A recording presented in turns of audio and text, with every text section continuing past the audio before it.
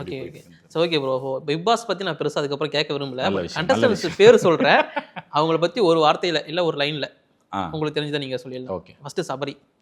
சபரி இன்னும் முயற்சி பண்ணானா கண்டிப்பாக வின் பண்ணுவோம். எலிமினேட் ஆகி போன பிரவீன். நான் என்னையா நான் ஃபீல் பண்ணேன் அவரை. ஓகே.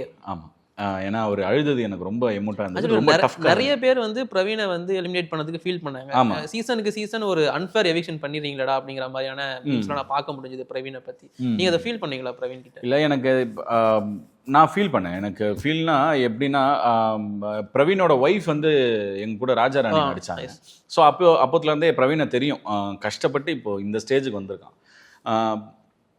அப்படின்னும்போது அவன் அழுதது வந்து எனக்கு ரொம்ப எமோஷனாக இருந்தது.